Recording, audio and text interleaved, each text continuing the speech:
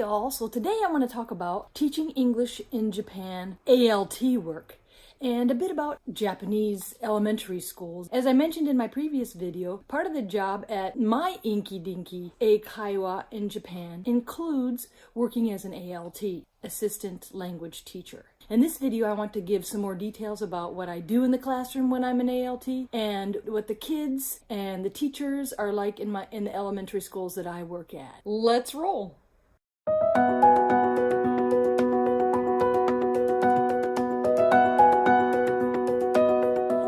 Works for me this year is I go into the first elementary school on Tuesday mornings and I get there about 9:15 or 9:20. I have to drive about 15-20 minutes to my little country elementary school, which has one class per grade, 1st through 6th. My first class starts at 9:30 and this first class is either 4th, 3rd, 2nd, or 1st grade. More often than not, it's 4th or 3rd grade, and every once in a while, a 1st grade or a 2nd grade. So I come in the door that's by the teacher's office. I exchange my outside shoes for my inside shoes, and I enter the teacher's office, which is right there. All the teachers have desks in the teacher's office, as well as, the classroom teachers, of course, have teachers' desks in the classrooms as well. You can't call it a teacher's lounge as you would in America. It's not a lounge. I get to use a spare little table in the teacher's office. The classroom teacher of my first class usually stops by 10-15 minutes before the class actually starts and tells me what they're planning for their foreign language activities class,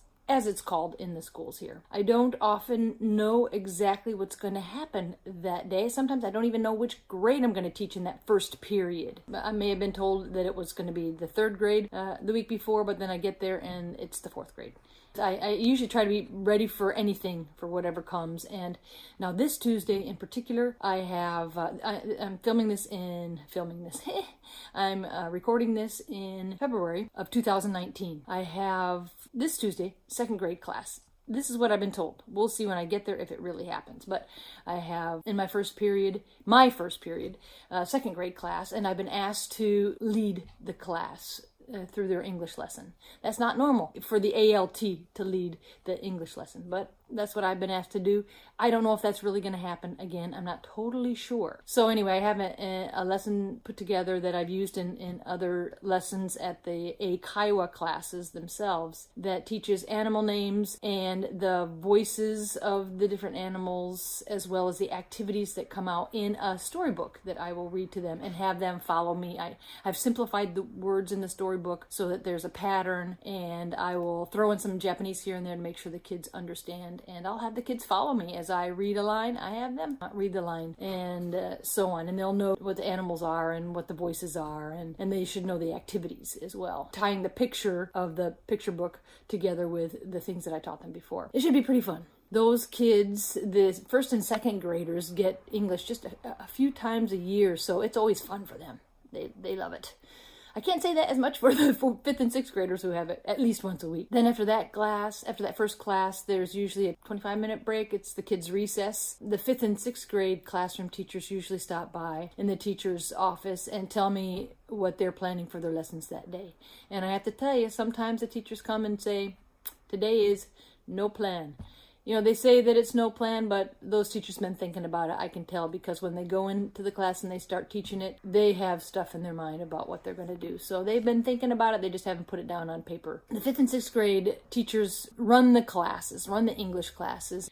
I usually stand off to the side in the front of the class and watch the teacher and wait for the teacher to pull me into the lesson as they need me to pronounce something or to be involved in an activity, and perhaps as the prompter in some games or activities that we do. Sometimes they have me reread the listening activities that come out in the materials provided. Wednesday, Thursday, and Friday. Then this week I'll be going to the other elementary school, which is just around the block. It's like a 5-minute drive from here, from my apartment. I'll enter, in this case, through the students' entrance into the school and exchange my outside shoes for inside shoes and tuck my boots, probably be boots because it's wintertime here, into one of the empty slots. On Wednesdays, I have 3rd and 4th graders, 2 classes each, and that starts at 8:30 and finishes about 12:15 or something like that.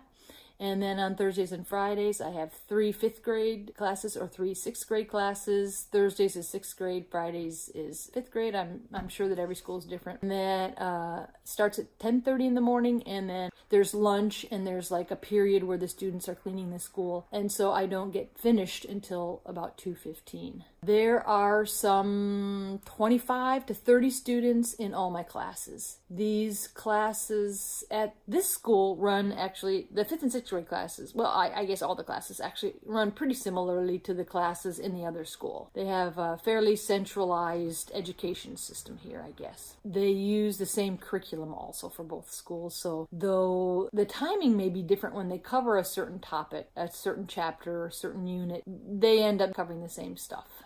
I most often, as I mentioned, do not know exactly what's going to happen in a lesson ahead of time. I might find out in those few minutes before. I do, however, try to do my best to be prepared for whatever might come, such as making sure that I'm familiar with the listening activities that are in the curriculum and thinking about what could happen that day.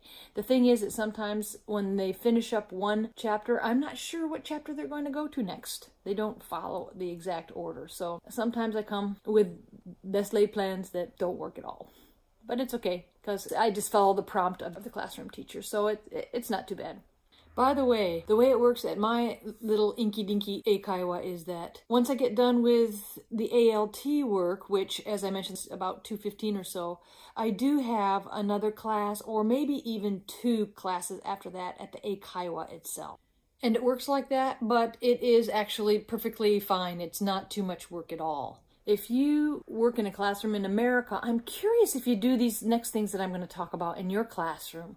I hadn't heard of this, but I was not a classroom teacher when I was a regular school teacher. Well, kind of regular schools, international schools around the world, but I was not a classroom teacher. I was a specials teacher for elementary, but I also taught high school and middle school classes as well. But anyway, what they do in this situation in Japan that I have seen is they have goals and they have feedback for every class.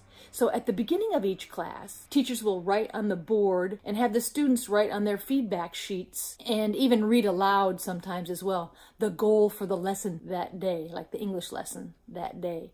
Sometimes the teachers will do a little intro activity or demonstration before they actually write what the lesson's goal is. Then at the end of class, the students take that same sheet and they rate whether they feel like they accomplished the goal. And they write their own brief reflections on the lessons. I've even had teachers say that their students said they had trouble with something in their feedback sheets, so they want to go over it again in the next class. I heard somewhere, probably from Japanese TV, that research has discovered that students retain what they have learned better if they reflect on it at the end of a lesson. Apparently, one of the big cram schools was doing that and found that it was very effective, that students retain the material better if they do it that way. So anyway, I'm curious if this is done at all in American schools or in your classroom or in other countries' schools. Is this a common practice? Let me know in the comments if this is done in any of your schools. I'm interested to hear about that. Greetings. Another thing that is done at the beginning and end of each class is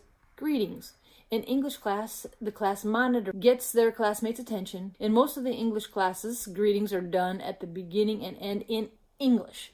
Now, that isn't the case in every single class that I teach. There are a couple of teachers who don't do it in English, but I'm not sure why. Students stand up for the English greetings. They don't always stand up for the other greetings. Sometimes I come into the class before and I see that they're not standing up for those greetings. Maybe it depends on the teacher or the class or the moment. I'm not really sure. The English greetings go something like this, and they may be slightly different in each class, but it's something like this. The monitor says, "Everyone stand up, please." Students stand up and respond, "Okay." The monitor then says, "Let's start English class." Students maybe say okay and maybe not say okay.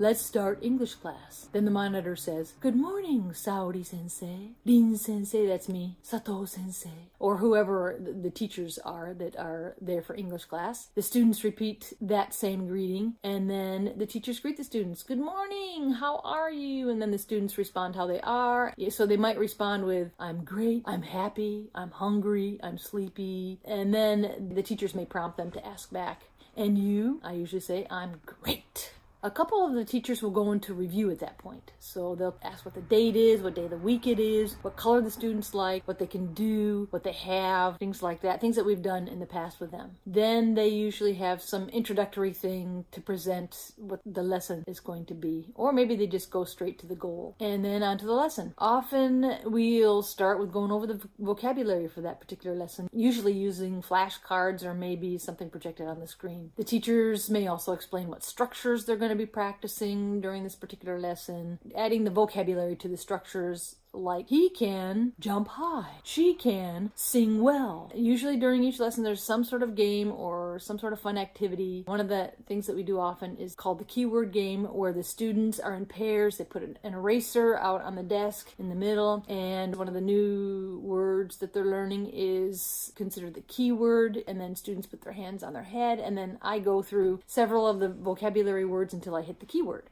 At that time, the students grab their erasers, and I usually do my best to try and trick them too by using the ones that have similar sounds. Or what I do every time, I think just about every time, is I'll throw in at least one time when I call up the keyword first thing, which usually tricks them. They're not expecting it, even though I do it all the time.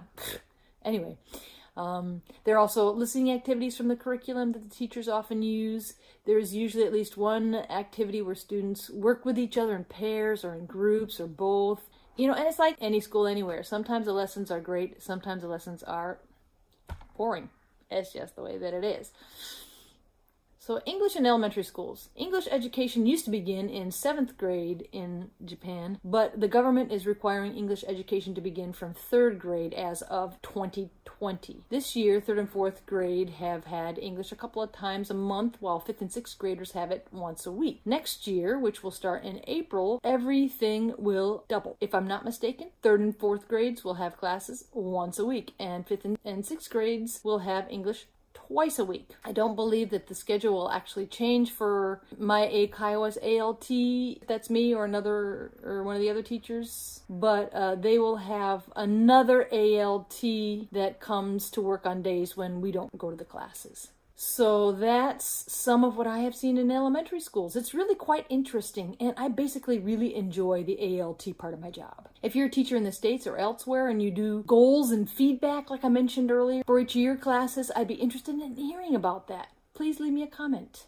If you happen to be looking for work as an English teacher in Japan, I pray that you find the perfect job for you. See you!